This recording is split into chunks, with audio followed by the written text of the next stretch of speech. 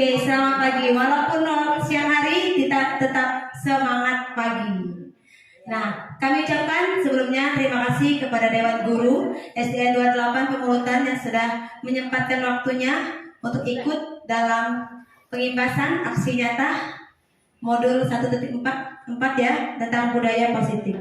Di sini sebelum kita mulai tentang budaya positif, coba kita lihat tatapan, saling tatap. Nah, kita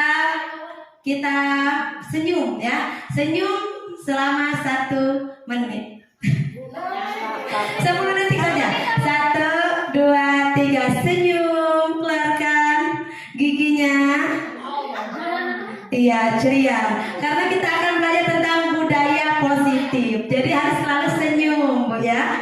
Oke, terima kasih tepuk tangan semuanya. Saya Yuli Robani, CGP Angkatan 11 dari SDN 28 Pemulutan ya, akan memaparkan tentang konsep inti dari budaya positif itu. Ini apa ibu-ibu kesepakatan yang harus kita lakukan seperti itu. Misalkan boleh kesepakatan dulu sebelum kita mulai, misalkan ini contoh ya Bu ya.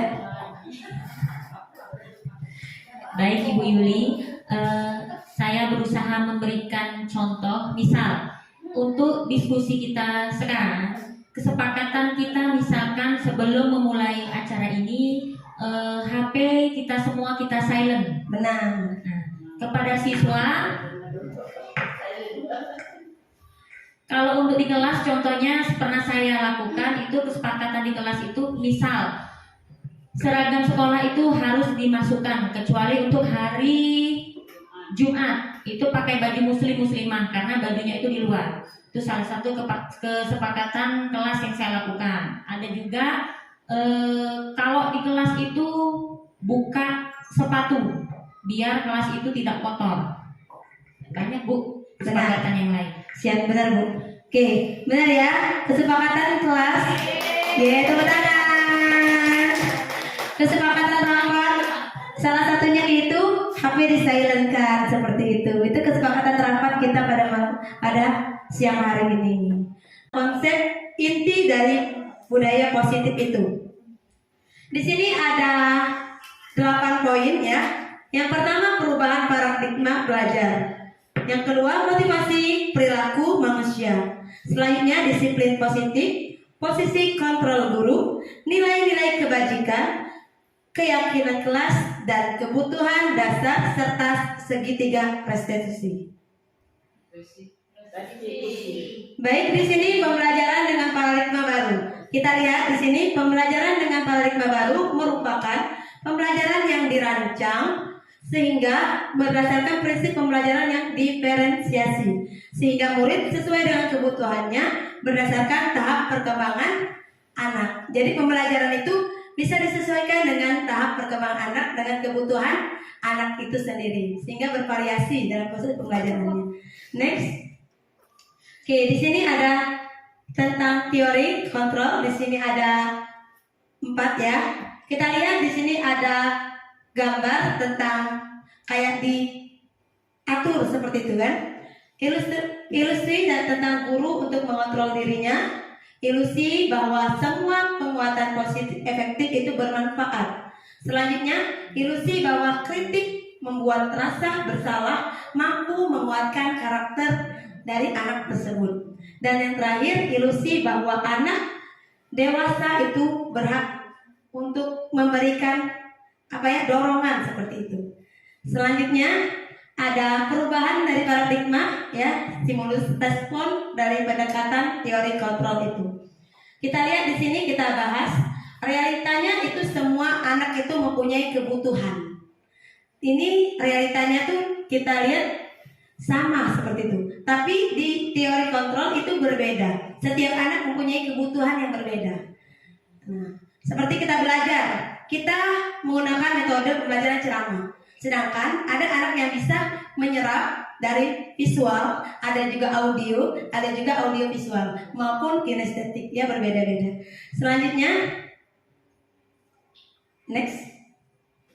Oke, kita beralih ke disiplin positif. Apa itu disiplin? Disiplin artinya belajar. Disiplin artinya tanggung jawab terhadap nilai-nilai baik yang kita yakini. Selanjutnya, disiplin positif adalah cara penerapan disiplin yang bertujuan menumbuhkan kesadaran. Kesadaran yang memberdayakan murid tanpa imbalan, penghargaan, ancaman maupun hukuman, sehingga timbul dari dorongan diri anak itu sendiri untuk sadar akan disiplin positif itu sendiri, yang bertujuan untuk menciptakan murid yang memiliki disiplin hingga berperilaku mengacu pada nilai-nilai universal yang memiliki motivasi intrinsik, maksudnya itu motivasi dalam diri anak, sehingga menjadi arah yang lebih baik, seperti itu, perubahan perilaku. Selanjutnya, nah, dapat disimpulkan bahwa disiplin positif itu apa sih? Yaitu proses menuntut anak yang menumbuhkan kesadaran diri supaya dapat mengontrol dan bertanggung jawab terhadap tindakan berdasarkan nilai-nilai kebajikan, sehingga murid sadar dan tumbuh akan motivasi pada dirinya. Selanjutnya, nah, tadi kan ada dibahas tentang kenapa tidak ada hukuman atau imbalan atau penghargaan. Nah, di sini itu berdasarkan motivasi luar, seperti itu. Kalau kita misalkan anak berprestasi, kita kasih penghargaan juara 1, 2, 3. Kenapa sekarang tidak ada lagi? Karena anak itu termotivasi untuk menampilkan dirinya, aku nih pinter, aku nih juara. Sedangkan yang lainnya tuh seperti dibedakan seperti itu. Sehingga sekarang di kurikulum Merdeka tidak ada lagi yang namanya juara 1, juara 2, juara 3. Semua anak itu mempunyai proses yang berbeda-beda dan tujuannya sama, seperti itu. Selanjutnya, nilai-nilai kebajikan yaitu terhadap tentang profil pelajar Pancasila. Kita ketahui profil pelajar Pancasila ini sangatlah mendukung oleh proses pembelajaran yang berpihak pada murid, beriman dan bertakwa terhadap Tuhan Yang Maha Esa. Nah, anak dituntun untuk bisa mengenal, beribadah dengan kegiatan-kegiatan ibadah yang menumbuhkan iman dan takwanya terhadap Tuhan. Juga sudah dia beriman, dia akan numbuh akhlaknya, sehingga anak bisa menjadikan akhlak yang mulia dan berbudi pekerti. Berkebinekaan global, maksudnya itu berkebinekaan global itu berbeda. Anak itu berbeda. Kita Indonesia punya suku, bahasa dan sebagainya yang berbeda-beda, tapi dia menyatu seperti itu. Oke, selanjutnya gotong royong. Budaya Indonesia itu budaya gotong royong memang sejak dari dini kita gerakkan terhadap anak-anak, sehingga anak-anak itu tidak individualis seperti itu. Tidak mau capek sendiri misalkan, tapi dia mau membantu, saling membantu, gotong royong, sehingga tujuan yang mungkin terasa berat akan menjadi lebih mudah, seperti itu. Mandiri. Nah, anak atau diri kita sendiri, Bu, ya, sebagai guru mandiri untuk bisa merubah diri kita, untuk meningkatkan kualitas diri kita. Tidak ada namanya dari orang tua kita, misalkan yang itu kan motivasi luar ya. Nah, jadi lebih kepada menekankan dari tumbuhnya motivasi dalam diri anak. Selanjutnya, kreatif. Dalam proses pembelajaran seharusnya kita berkreativitas, Bu. Nah, kita bukan lagi proses pembelajaran yang konvensional yang hanya ceramah.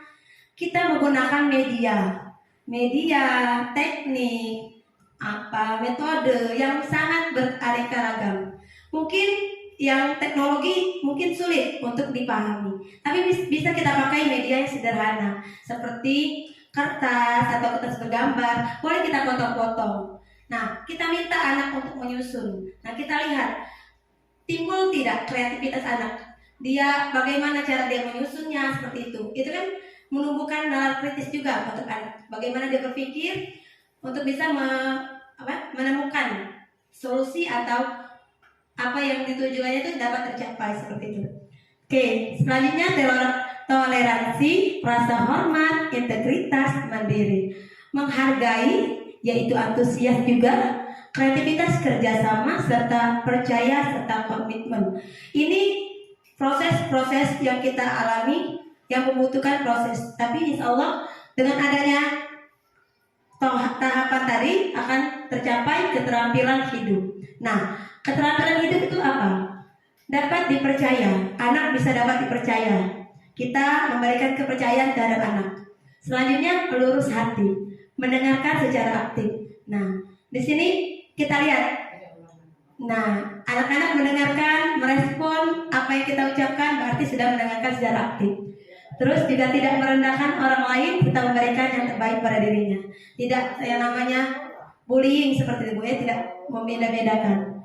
Selanjutnya, di sini ada kita belajar tentang 5 kebutuhan dasar manusia. Yang pertama, bertahan hidup. Nah, Ibu, Bapak, yang bertahan hidup itu seperti apa sih? Nah, tentu saja kita ketahui bahwa kita butuh makan, kita butuh minum, kita juga tempat tinggal kita, pakaian, kesehatan, dan rasa aman. Itu termasuk dari kebutuhan, ya, dari kebutuhan dasar yaitu bertahan hidup. Yang kedua, kasih dan sayang dan rasa diterima. Ya, kita sendiri akan menyalurkan kepada anak kita, mengajarkan anak kita untuk rasa kepedulian, perhatian, ya, berbagi. Dengan cara apa? Kita latih mereka untuk rasa empati mereka, kepedulian. Anak-anak misalkan ada siswa yang ketinggalan buku atau pena. Nah, kita lihat ada tidak perhatian dari teman-temannya mau pinjamkan seperti itu. Itu termasuk juga menumbuhkan rasa empati atau kepedulian terhadap teman seperti itu. Selanjutnya penguasaan diri. Nah, kita sendiri dan anak ingin bisa adanya apa? Didengarkan dan dianggap. Terus juga bisa memimpin, mengontrol diri atau menghargai diri dan juga berprestasi. Dan yang keempat, kebebasan. Mandiri, kebebasan berarti kita bebas berpendapat, bebas memilih, bebas untuk bertindak dan sebagainya. Itu merupakan kebutuhan dasar juga. Yang terakhir yaitu kesenangan. Nah, kenapa ini kesenangan? Ya, hidup itu juga butuh kesenangan, Bu. Rasa kebahagiaan. Jadi anak itu tidak terpaksa seperti itu, tapi mereka mengalir rasa kebahagiaannya itu seperti itu. Selanjutnya, motivasi. Nah, apa yang kata saya sebutkan tadi? Motivasi itu ada 3, yaitu kenapa anak-anak itu mau ikut untuk disiplin. Nah, ada 3 dorongan ini. Di sini yang pertama untuk menghargai, menghindari hukuman. Nah, mereka tidak mau dihukum sehingga mereka taat dengan peraturan. Nah, itu salah satu juga motivasinya. Yang kedua, motivasi untuk mendapatkan pujian. Misalkan dia berpenampilan rapi, gurunya memuji, "Ai cantik nia, ai rapi nia anak ibu." Sehingga timbul motivasi dalam dirinya seperti itu. Aku ingin berpenampilan rapi, ingin dipuji seperti itu. Dan yang ketiga yaitu ingin menjadi orang yang mereka inginkan, serta menghargai dirinya dengan nilai-nilai yang dipercaya. Itu timbulnya rasa dalam dirinya. Dia meyakini bahwa dia ingin menampilkan yang terbaik untuk dirinya, seperti itu. Ingin bertanggung jawab atas dirinya. Selanjutnya, mengapa 3 motivasi itu penting? Yang pertama yaitu untuk mendidik. Guru menyesuaikan strateginya pembelajaran untuk meningkatkan perilaku motivasi murid. Yang kedua yaitu kedisiplinan. Kenapa? Yaitu untuk mendorong kesadaran dari anak mau ikut kedisiplinan seperti itu. Yang ketiga, membangun karakter murid, menumbuhkan motivasi dalam dirinya sehingga mandiri untuk bisa melakukan disiplin positif, tidak karena paksaan atau dorongan dari gurunya dan orang lain seperti itu. Nah, di sini ada yang namanya hukuman, konsekuensi, dan restitusi. Kita ketahui, Bu, hukuman itu boleh ada yang ingin memaparkan apa itu hukuman. Sebelum kita jelaskan, kita berdiskusi. Oke, di hukuman yaitu tindakan yang diambil atau terencana, tidak terencana. Misalkan anak tidak buat PR, langsung kita hukum. Berdiri di bawah bendera, hormat bendera di cuaca yang panas. Itu termasuk hukuman. Baik tidak, Bu?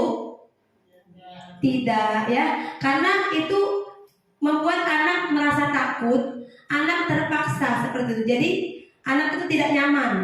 Nah, konsekuensi. Nah, kita ambil kedua. Coba, tindakan yang direncanakan dan disepakati bersama. Nanti kita akan memutar video tentang apa yang kita lakukan untuk menumbuhkan konsekuensi dalam dirinya. Jadi kita tuh memberikan kesepakatan kelas terlebih dahulu. Dalam proses pembelajaran, kita kesepakatan kelas dulu, anak-anak menyampaikan apa yang ingin disepakati sebelum proses pembelajaran itu dimulai. Jadi anak-anak misalnya, Ibu tidak boleh makan di kelas, Ibu tidak boleh ribut atau apa. Nah, tapi kita bisa ubah kata-kata tidak itu menjadi anak-anak kita menjaga ketertiban bersama-sama, sehingga ucapan itu menjadi budaya positif. Tidak lagi kita minta anak tidak boleh buang sampah sembarangan, tapi kata-katanya diubah, sebaiknya buang sampah pada tempatnya, seperti itu. Sederhana saja, Bu, tapi itu menimbulkan disiplin positif terhadap anak. Selanjutnya, restitusi, yaitu ada yang namanya proses. Nah, anak itu diminta ada 3 proses, yaitu menstabilkan identitas, yang kedua yaitu memvalidasi tindakan yang salah, yang ketiga yaitu menanyakan keyakinan. Sebelumnya kita tonton dulu mungkin ya, ada video sambil Ibu merefleksikan dulu diri juga tentang. Oke, di sini sudah saya laksanakan, yaitu kesepakatan kelas.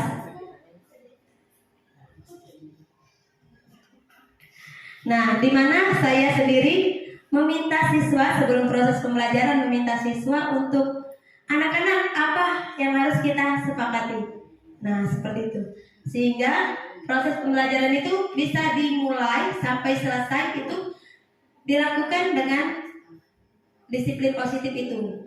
Apabila anak-anak melanggar apa yang sudah sepakati, akan diberikan konsekuensinya, seperti itu. Selanjutnya video lainnya, saya merestitusi siswa. Oke. Di sini juga, nah kita diminta, Bu, ini saya sudah mengalaminya. Saya meminta siswa untuk bercita-cita, sekolah impian, seperti itu. Dengan adanya disiplin positif, anak-anak ingin menjadikan sekolah itu seperti apa, seperti itu. Nah, mereka satu persatu menempelkan keinginan mereka. Nah, dengan antusias mereka tuh sesuai keinginannya. Ibu, aku ingin seperti ini, aku ingin seperti ini. Misalkan contoh, ingin kalau misalkan setiap pagi sekolah itu disiplin positifnya yaitu guru-guru mungkin menghampiri siswanya dan memberikan selamat datang, seperti itu. Mereka nyalin seperti itu. Siswa bersaliman sama guru, guru menerima siswa di depan pagar, seperti itu. Itu salah satu keinginan atau disiplin positif yang mungkin dapat kita wujudkan, seperti itu. Video selanjutnya.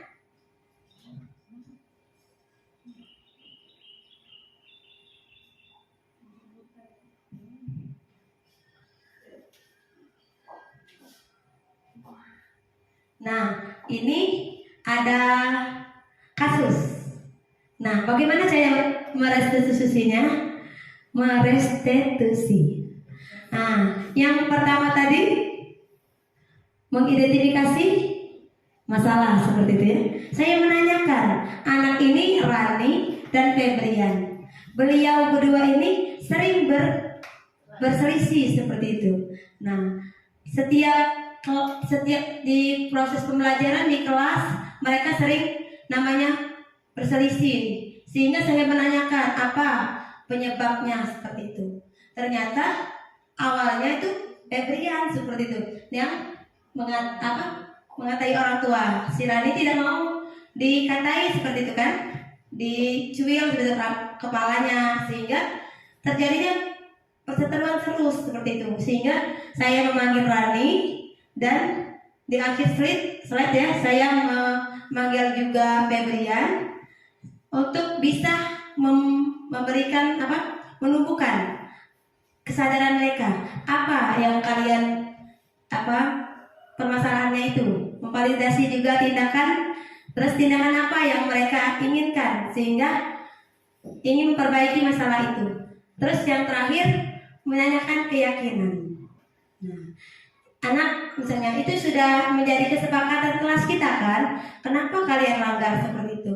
Bu ini cek ini, bu cek ini, menumbuhkan dorongan pada diri mereka untuk mau memberikan solusi. Nah, anak itu bukan kita bu yang mendorong mereka harus minta maaf, tidak. Tapi mereka ingin dalam dirinya itu tumbuh rasa bagaimana cara menyelesaikan masalah itu, seperti itu.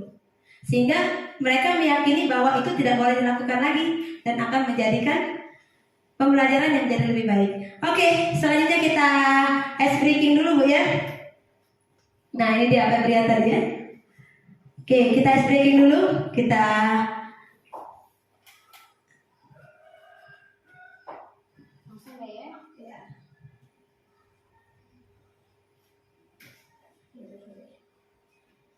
masih semangat ibu-ibu? Tepuk semangat.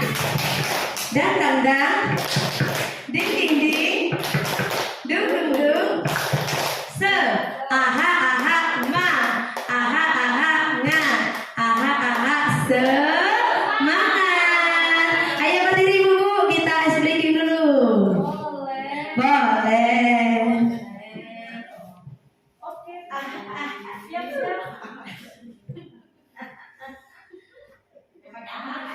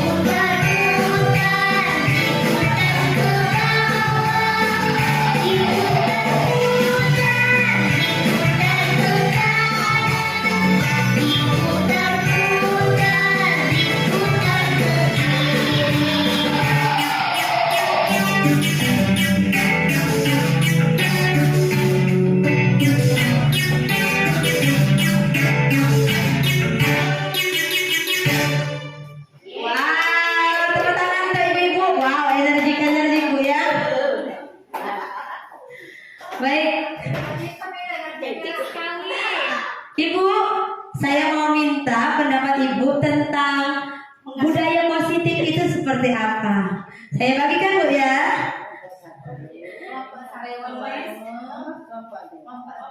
Kelompok 1 dan kelompok 2 ya.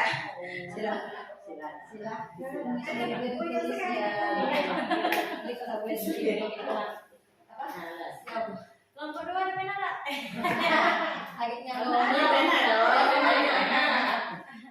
Tulisannya bagus. Baik ya.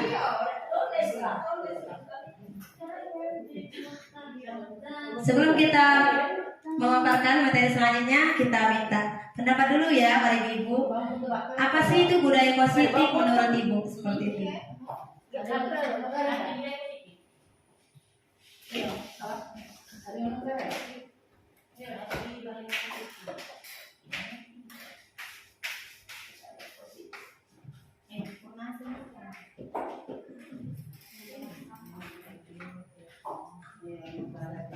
Terus bagaimana menciptakan, boleh Bu di situ.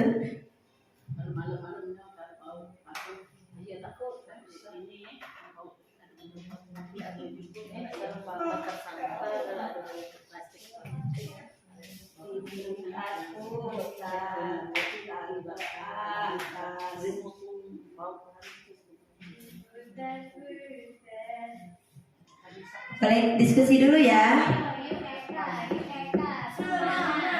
Diskusi dulu Ibu, Bapak. Semangat, ayo semangat.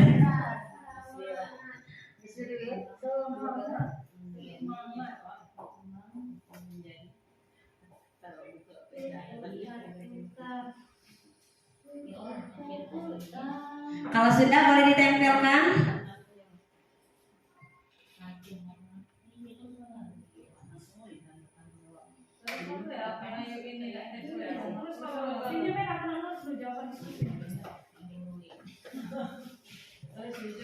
Silakan Ibu, ditempelkan di depan.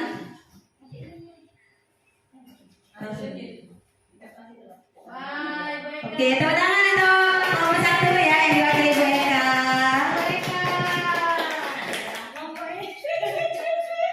Oke, kelompok 2 diwakili oleh Ibu Wira.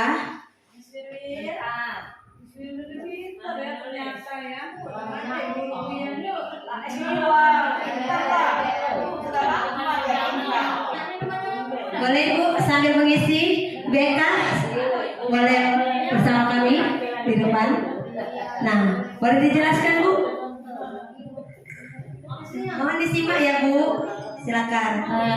Baik, terima kasih kepada Ibu Yuli yang sudah memberikan kesempatan kepada saya untuk mengapresiasikan pendapat kelompok kami, bahwa menurut kelompok kami budaya positif itu ialah nilai-nilai, keyakinan, kebiasaan siswa di sekolah yang berpihak pada murid agar murid tersebut itu berkembang menjadi pribadi yang lebih baik, pribadi yang lebih mandiri, pribadi yang punya akhlak sopan santun, dan pribadi yang bertanggung jawab. Wah, Masya Allah. Terima kasih. Terima kasih Bu Eka. Ya, sangat luar biasa pendapatnya. Memberikan penguatan terhadap guru-guru hebat untuk bisa berpihak kepada murid tentu saja ya. Proses pembelajarannya. Silakan. Iya, ini dia kelompok 2, Miss Mira.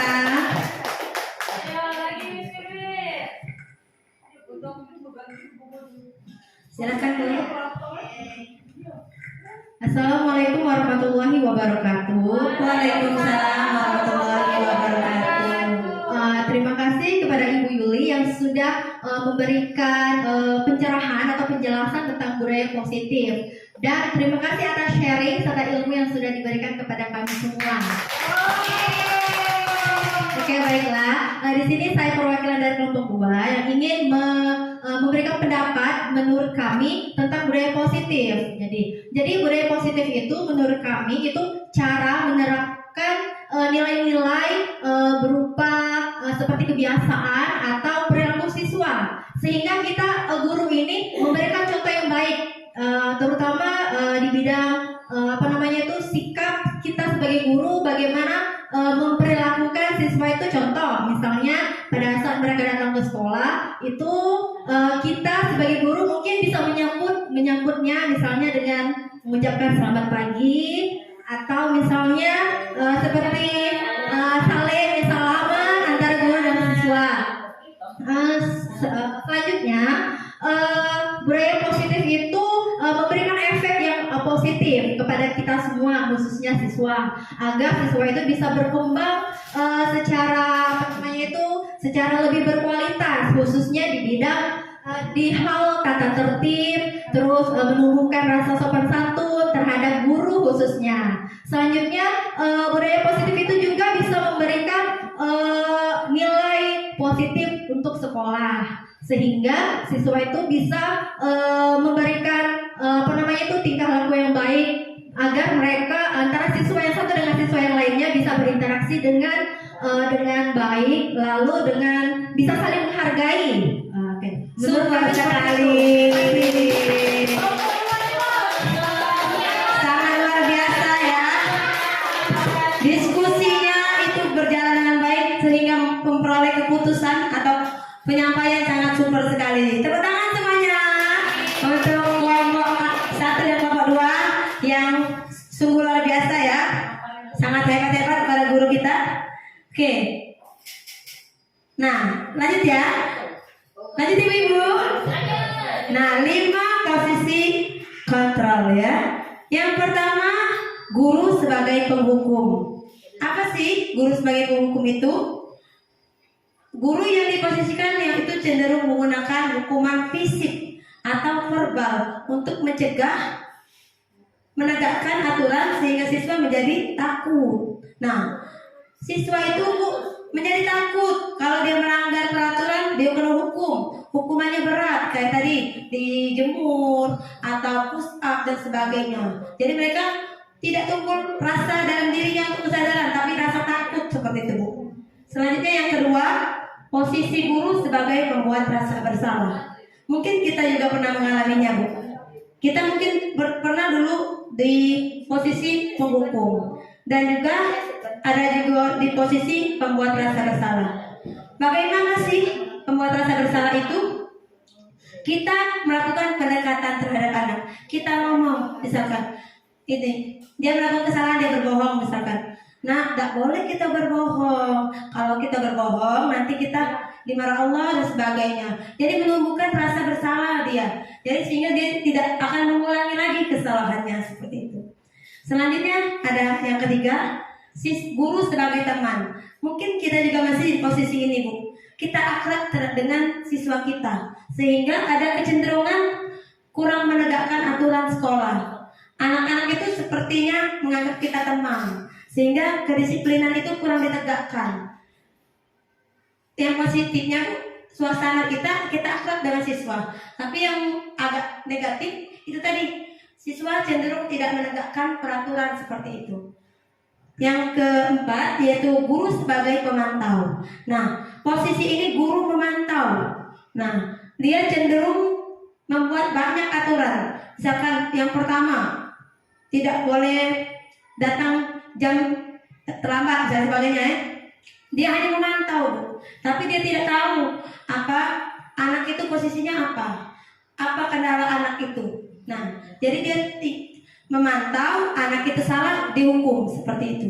Tidak ada yang namanya lagi mengidentifikasi apa penyebab anak itu melanggar peraturan. Yang kelima, nah ini yang paling baik menurut kita, yaitu guru sebagai manajer. Posisi guru sebagai manajer ini membimbing dan membantu siswa untuk bertanggung jawab atas permasalahannya. Kita contohkan, misalkan anak berkelahi atau kancing bajunya lepas misalkan ya. Nah, kita sebagai guru, kita memanggil anak. Kita tidak boleh membuat anak itu merasa bersalah. Kita minta, nah, ibu dulu juga pernah seperti ini gitu. Pernah berbuat kesalahan. Tapi kita tidak mengulangi lagi kesalahannya. Nah, apa yang menurut anak solusi untuk memperbaiki kesalahan itu? Posisinya baju temannya itu terbuka atau kancingnya itu lepas. Apa yang kita kita lakukan seperti itu. Kita menanyakan sebagai manajer kepada siswa. Siswa bilang, Bu, aku ingin memperbaiki Bu bajunya, tapi bagaimana Bu ya? Nah, kita mengarahkan baru.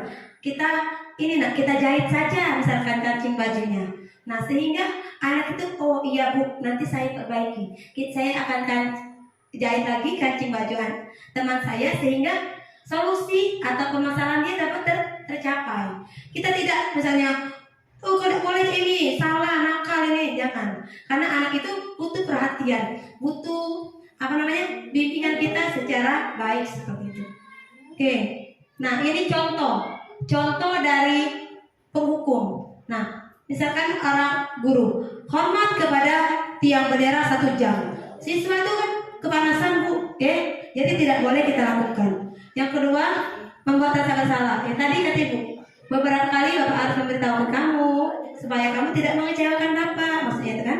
Selanjutnya, posisi sebagai teman, ya. Misalkan anak-anak, ayo dong ikuti aturan sekolah, tolong bantu Ibu sekali ini saja. Jadi kan anak itu kayak Bu, tidak rutin kalau di surat Abu. Oke, selanjutnya guru sebagai pemantau.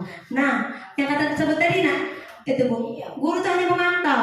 Anak itu merasa anak itu salah, dihukum. Anak itu tidak benar, dihukum. Anak itu ini, tapi dia tidak tahu apa penyebab anak itu melakukan kesalahan itu. Misalkan ini, kamu sudah melanggar peraturan sekolah, kamu tahu konsekuensinya. Kamu harus setelah upacara kamu harus beli atribut koperasi, jangan dikurangi lagi. Jadi dia tuh meminta anak langsung tidak tahu apa anak itu tidak punya uang dan sebagainya seperti itu. Dan nomor 5, posisi guru sebagai manajer. Nah, kita tanyakan, apakah kamu tahu kesalahan kamu? Misalnya dia melakukan kesalahan, kita tanya, nah, tahu tidak kesalahan kamu apa? Misalnya kamu, iya Bu, aku tadi kebalas sama teman katanya kan, sampai kancing bajunya lepas misalkan. Nah, terus kira-kira bagaimana kamu memperbaiki kesalahannya? Nah, dia ngomong, Bu, aku tuh pengen Bu memperbaikinya, tapi aku udah bisa. Jadi kita mengarahkan anak, coba kita jahit saja kancing baju teman kalian yang lepas itu, seperti itu. Oke. Nah, menurut Ibu, bagaimana 5 posisi kontrol tadi yang mana yang paling baik? Manajer ya. Ada yang ingin berpendapat tentang posisi, mungkin pernah mengalaminya seperti itu, atau pernah mungkin di posisi sebagai penghukum, atau membuat rasa bersalah, atau sebagai teman, atau juga sebagai pemantau, maupun sebagai manajer. Silakan. Boleh Ibu Erna? Assalamualaikum warahmatullahi wabarakatuh. Waalaikumsalam warahmatullahi wabarakatuh. Terima kasih. Ini Bu Erna. Terima kasih Bu Yuli sudah mengasih kesempatan untuk saya menyampaikan. Iya Bu. Tentang manajer. Menurut saya manajer itu sangat tinggi. Iya. Mengatur. Apalagi artis itu kan, schedule-nya itu jam sekian saya harus ada di sana. Itu manajer itu. Tugas manajer. Jadi ada jadwal, tidak tahu gitu kan, dia yang menentukan. Nah, hari ini kamu tampil di sana. Nah, sebagai guru manajer itu berperan di dalam kelas itu. Iya, Kita harus sebagai manajernya. Benar Bu. Mengatur tata tertib di kelas, mendidik anak-anak, ya kan, antara lain itu kan. Benar Bu. Nah, kemudian menata kelas, Ya, pengelolaan kelas. mengajak anak kerjasama, membersihkan kelasnya. Benar Bu. Mungkin itu saja. Wow, luar biasa. Tepuk tangan dong Bu Erna. Assalamualaikum warahmatullahi wabarakatuh. Waalaikumsalam warahmatullahi wabarakatuh. Sesuai lah, sudah jadi manajer dalam kelas. Benar kata Ibu tadi. Super sekali. Mungkin ada lagi yang ingin berpendapat?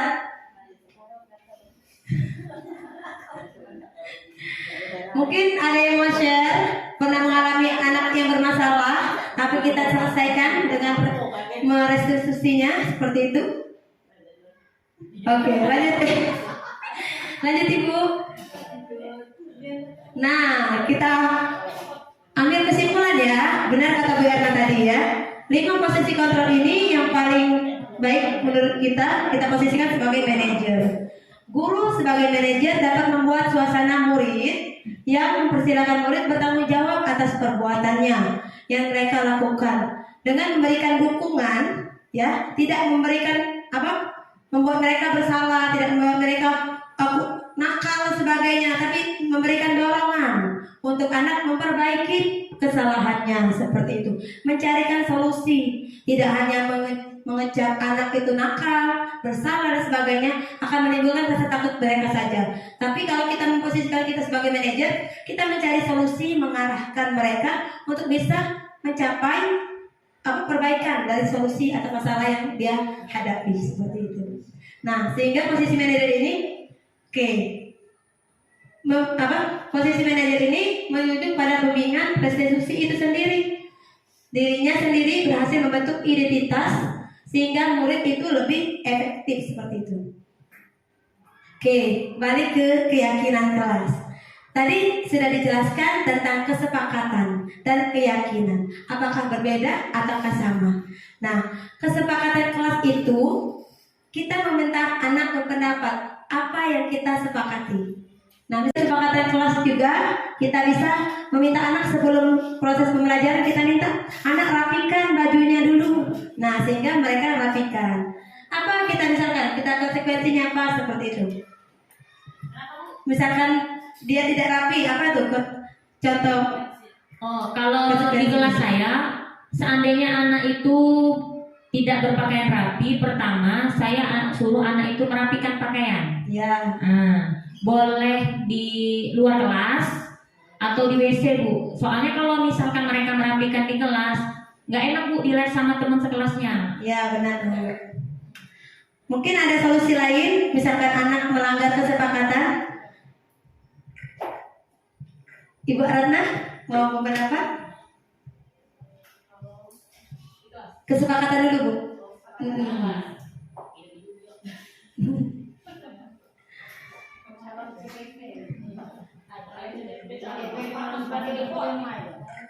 Kalau saya kesepakatan kelasnya di kelas 2B itu, misalnya guru menjelaskan anak-anak tidak boleh ngobrol atau bercerita. Itu kesepakatan salah satunya, kesepakatan kelas sekolah di kelas 2B. Oke, terima kasih Bu. Satu lagi sebelum kita bahas. Rizka, kesepakatan kelas boleh? Apa? Nah, tak betul boleh.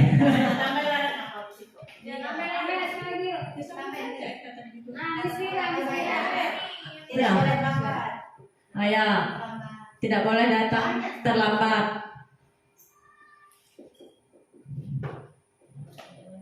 Tidak boleh makan di kelas.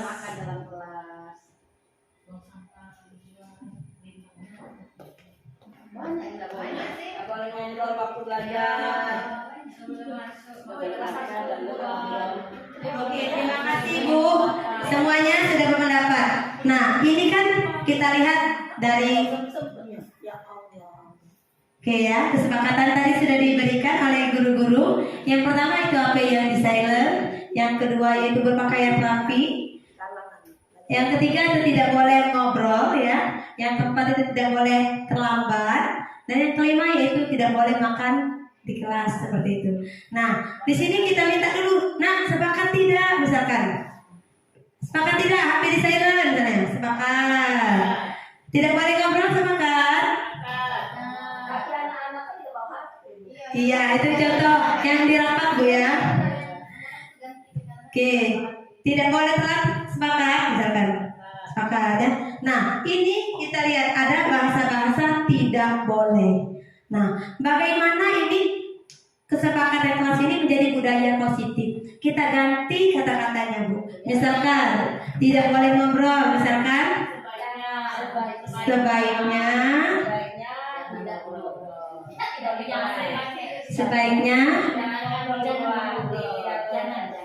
jangan juga tidak boleh, Bu.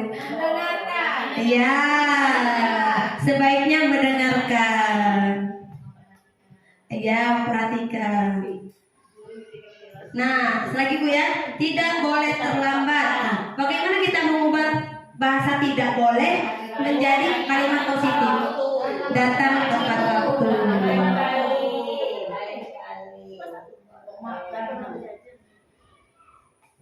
Oke. Dan yang kelima, tidak boleh makan di kelas. Benar sekali, Bu. Sebaiknya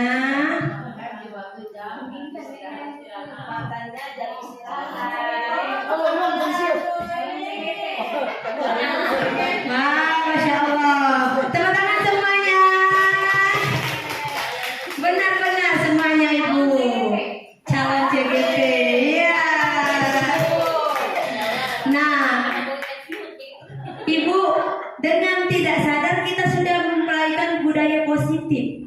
Nah, kata-kata kita yang sering ngomong tidak boleh atau jangan, kita ubah menjadi kalimat-kalimat yang positif. Dan tadi, tidak boleh ngobrol, sebaiknya mendengarkan. Tidak boleh terlambat, sebaiknya datang tepat waktu. Dan yang terakhir tadi, tidak boleh makan di kelas. Benar kata Ibu Nazaria tadi, makan di waktu, di jam istirahat. Jadi ada penempatannya, Bu. Jadi budaya-budaya positif itu dapat tercipta di rapat kita maupun di kelas kita maupun di sekolah kita. Iya. Selanjutnya, iya apa tadi? Keyakinan kesepakatan menjadi keyakinan. Kesepakatan itu apa yang kita sepakati. Keyakinan itu yang kita yakini. Nah, berarti tidak boleh makan kelas tadi kita ubah makan tepat waktu. Jadi anak-anak tuh makan di jam yang tepat, di waktunya, menjadi keyakinan mereka seperti itu. Kesepakatan yaitu kesepakatan, keyakinan itu keyakinan anak untuk melakukannya seperti itu, atau perbuatan anak itu seperti itu. Selanjutnya, pembentukan keyakinan kelas itu abstrak. Apa kata saya sebut abstrak? Karena keyakinan tidak kayak konkret seperti kesepakatan kelas, tapi keyakinan itu bersifat abstrak atau bisa kita rasakan saja seperti itu, berupa pernyataan universal. Berarti pernyataan yang global. Ya tadi kan sebaiknya makan di jam istirahat, tidak boleh datang tepat waktu seperti itu. Terus dibuat dalam pernyataan positif. Tadi sudah, Bu, semuanya sudah membuat dengan pernyataan positif. Selanjutnya sesuai dengan kondisi kelas dan sekolah sehingga mudah diterapkan. Nah, kondisi sekolah kita kan memang menerapkan bawa bekal. Jadi sesuai kita terapkan, kalau anak-anak makan boleh bawa bekal tapi makannya di jam istirahat. Dan yang kelima, semua warga sekolah kelas dilibatkan dalam membuat keyakinan. Nah, dilibatkan jadi menjadikan keyakinan sekolah seperti itu. Nah, di sini segitiga restitusi, yaitu gini. Nah, menstabilkan identitas, menanyakan dulu anak-anak kenapa melakukan itu, seperti itu kan. Yang kedua, memvalidasi tindakan, apakah tindakan itu benar atau salah. Nah, mereka itu tidak, Bu, itu salah, Bu, aku melakukannya itu tidak sengaja misalnya mana ya. Jadi mereka tahu itu tindakan yang salah seperti itu. Dan terus menanyakan keyakinan. Setelah kita minta mereka apakah itu perbuatan yang benar atau salah, mereka meyakini itu salah. Berarti kita yakini lagi tidak boleh dilakukan.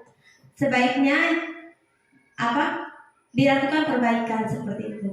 Selanjutnya, nah, menstabilkan identitas dengan cara-cara, dengan kata-kata seperti ini, Bu. Misalkan anak nakal, kan sering kita di kelasnya anak nakal, bebala. Nah, sebaiknya kita baca ini, Bu.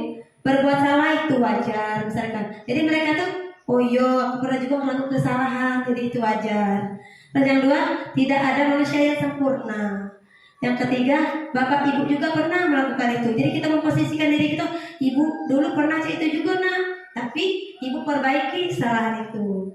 Terus kamu berhak juga merasakan seperti itu. Selanjutnya,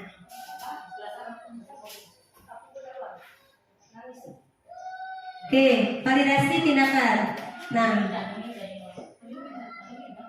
oke ya. Di sini bisa digunakan kata-kata seperti ini, Bu. Kamu pasti punya alasan mengapa berbuat seperti itu. Terus juga kamu patut bangga telah melindungi apa yang menjadi keyakinan kamu seperti itu. Dan juga kamu juga mempertahankan itu penting. Jadi mereka memvalidasi tindakan yang salah.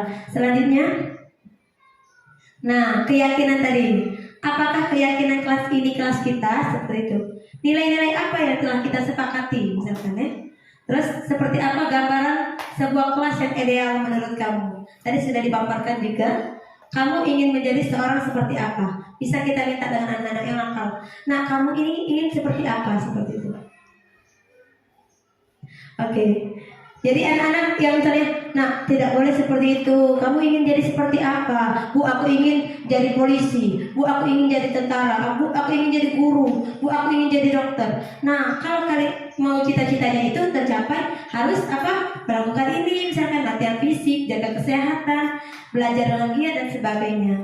Oke, kesimpulan dari budaya positif itu adalah budaya positif dapat mendorong kolaborasi atau kerjasama antara semua warga sekolah di lingkungan, dapat diterapkan di lingkungan sekolah kita, sehingga budaya positif ini untuk mencapai tujuan dari pendidikan nasional itu sendiri, dan sesuai juga dengan filosofis Ki Hajar Dewantara, yaitu pendidikan merupakan proses menuntun sesuai tumbuh kembang anak sesuai kodratnya dengan perkembangan kodrat zaman dan kodrat alamnya. Yang proses pembelajaran juga sebaiknya berpindah atau berpihak kepada murid. Terima kasih untuk guru-guru hebat atas kerjasamanya. Boleh merefleksikan proses hari ini, bahagia, senang atau sebagainya.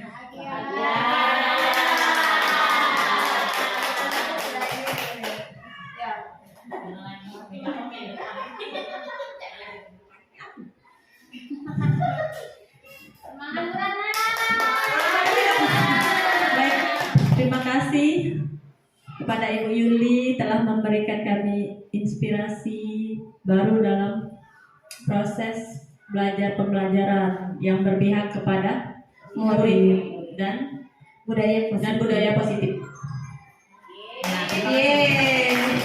Saya ucapkan terima kasih untuk semua guru-guru hebat yang sudah membantu saya dalam menyalurkan. Tepuk tangan untuk kita semua.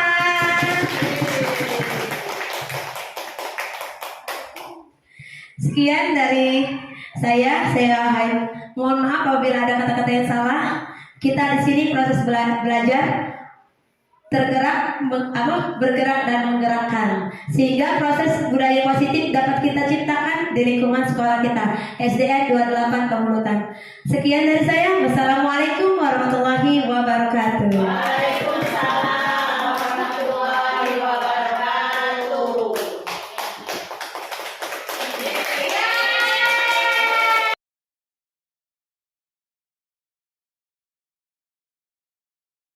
Oke anak-anak ya, sebelum kita mulai pembelajaran satu semester yang akan datang ya, sudah tahu ibu pelajaran apa? Pelajaran apa ibu? Agama ya. Sekarang ibu, sebelum ibu menetapkan kesepakatan kelas, ibu minta ke kalian apa yang ingin kalian usulkan, kesepakatan yang akan kita musyawarahkan atau kita sepakati. Ayo berikan usulannya. Satu, tidak boleh ribut. Pertama tadi apa? Itu tidak boleh ribut. Saat belajar. Tidak boleh buang sampah. Yang sembarangan ya. Ya, tidak boleh buang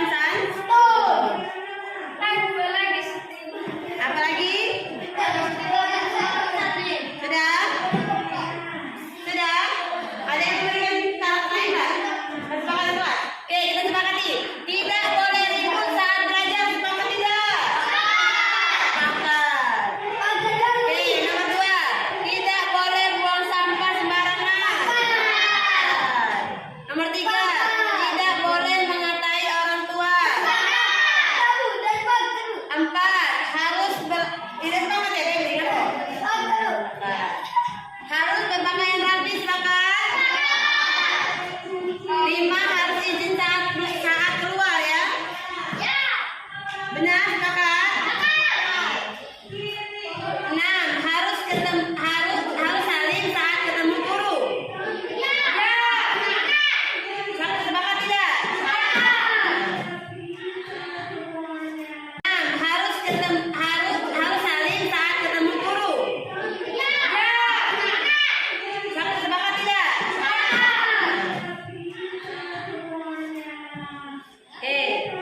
Nah, sekarang apa? Kita tidak ada hukuman, tapi konsekuensi ya, apa penyebabnya itu. Nah, kalau kalian langgar, apa yang ingin kalian sepakati? Denda. Denda bu, kalau kamu kotor denda. Iya bu, kamu tidak boleh ngomong kotor. Nah iya, tidak boleh. Kalau kamu kotor, tidak boleh nanti waktu atau ini kotor ya. Iya bu. Perkataan kotor. Rasa kata denda. Saya bu ini denda. Selain denda apa nak? Yang tidak bersifat materi. Ayo. Yang bersifat pembelajaran, apa yang ingin kalian? Kalian buat gambar atau buat poster atau buat apa tuh nak? Untuk menghias kelas. Mau? Kita hias kelas kita juga, kelas kita. Banyak yang kosong.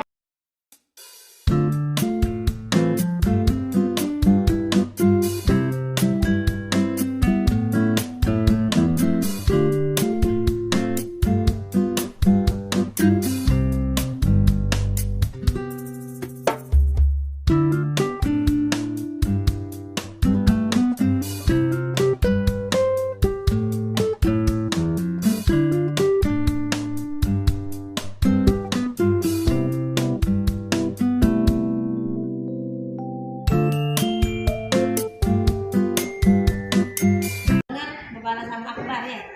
Nah, itu apa sih kesalahannya? Penyebabnya kenapa? Angkuman poli. Terus? Cebok kaki. Nah, jadi kalau misalkan Raihan merasa tidak kalau itu perbuatan yang kurang baik nah? Iya. Jadi Raihan pengen jadi anak yang baik, ya? Age. Apa yang ingin Raihan lakukan? Age ibu temui sama Akbar ya. Jadi biar saling minta maaf ya. Akbar juga ibu tidak akan buat tidak marah sama Akbar, sama Raihan tidak marah ya. Jadi biar sama-sama nah ya, sama-sama jadi anak baik. Jadi apa yang ingin Raihan lakukan? Apa nak? Minta maaf. Raihan, di sini Raihan ngaji. Dapat laporan kemarin sama Raihan.